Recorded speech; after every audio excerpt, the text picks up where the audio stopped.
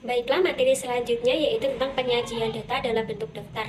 Ini ada contohnya ya anak-anak. Benny menanyai semua teman-temannya satu kelas tentang tinggi badan masing-masing. Lalu Benny menuliskan di papan tulis dan Benny menuliskan tinggi badan 30 siswa yaitu pada siswa kelas 5. Setelah Benny menuliskan tinggi badan semua teman-temannya, diperoleh data sebagai berikut ini dalam satuan senti. Ini tingginya ada yang 140, 142, 138, 150, 155, dan 156 dari beberapa siswa. Nah, kita akan mencari berapa tinggi badan siswa tersebut satu kelas dan berapa tinggi badan terendah siswa di kelas 5 tersebut. Nah, dari data ini diperoleh badan tertinggi yaitu 165 cm, sedangkan badan terendah adalah 138 cm. Yang selanjutnya yaitu membaca data dan menafsirkan data. Menafsirkan data dari daftar dapat dilakukan dengan mengurutkan data dalam daftar dari yang terkecil. Nah, ini tadi data tinggi badan siswa kelas 5 ya.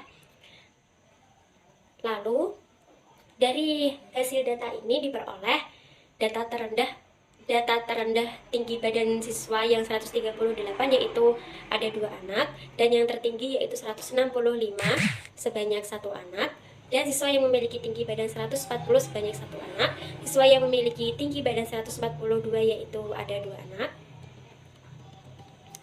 dan siswa yang memiliki tinggi badan 145 ada 1, dan siswa yang memiliki tinggi badan 148 yaitu ada 1 anak. Dan materi selanjutnya yaitu tentang penyajian data dalam bentuk tabel. Ini juga ada contohnya ya, contoh soal. Edi menuliskan daftar golongan darah teman-temannya. Lalu Edi menanyai temannya satu persatu. Kemudian Edo menuliskan di sebuah kertas golongan darah dari teman-temannya yang terdiri atas darah A, B, AB, dan O. Diperoleh yaitu yang bergolongan darah O yaitu Siti, Nia, Ayu, dan Rima. Nah, yang memiliki golongan darah A yaitu ada Beni, Pandu, Zaki, dan Putri. Lalu yang memiliki golongan darah B yaitu ada Edo, Indah, Akil, Ahda, dan Salma. Yang memiliki golongan darah AB yaitu ada Zikri, Ulil, Lani, dan Udin.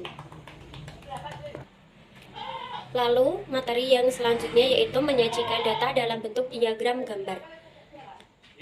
Siti dan teman-temannya hampir setiap hari berkunjung ke perpustakaan. Mereka belajar bersama di perpustakaan. Perpustakaan Siti menyediakan fasilitas meja dan kursi untuk belajar, dan setiap siswa diberi kesempatan untuk meminjam buku di perpustakaan tersebut. Lalu ini ada data peminjaman buku di perpustakaan. Setiap hari Senin ada 25 siswa yang meminjam buku. Lalu pada hari Selasa yaitu sebanyak 20 siswa, pada hari Rabu ada 30 siswa, pada hari Kamis sebanyak 15 siswa, hari Jumat 10 siswa, dan hari Sabtu yaitu sebanyak 45 siswa. Nah, dari data ini dapat disajikan dalam bentuk diagram gambar. Diagram gambar data diawali oleh gambar sehingga nampak menarik. Jadi gambarnya itu seperti ini ya. Ini namanya diagram gambar. Selanjutnya yaitu menyajikan data dengan diagram batang. Jadi Dayu mencatat profesi semua orang tua di kelas 5 SD Nusantara. Setelah menanyai satu persatu, diperoleh data profesi orang tua siswa kelas 5, yaitu pegawai negeri sipil atau PNS sebanyak 8 orang, kemudian yang TNI yaitu sebanyak 5 orang, petani sebanyak 12 orang, guru sebanyak 3 orang, dan wira swasta sebanyak 2 orang. Pada data tersebut diperoleh diagram batang seperti ini.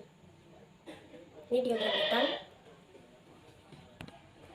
Pada diagram batang ini sudah terlihat ya anak-anak, yang PNS itu ada 8 orang, yang TNI ada 5 orang, yang petani ada 12 orang, dan yang guru yaitu ada 3 orang, dan wira swasta ada 2 orang.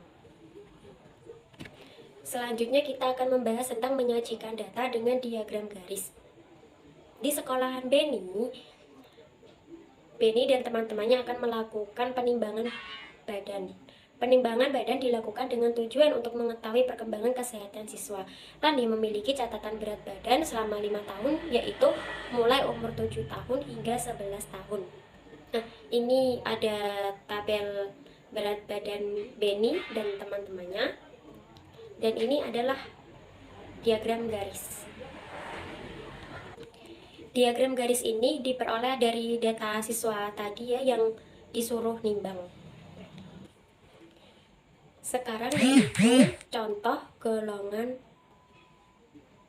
yaitu contoh dari diagram lingkaran. Nah, di sini ada golongan darah dari beberapa siswa, yaitu yang bergolongan darah A ada sebanyak 40%, golongan darah B yaitu sebanyak 22%, golongan darah AB yaitu sebanyak 13%, dan golongan darah O belum diketahui.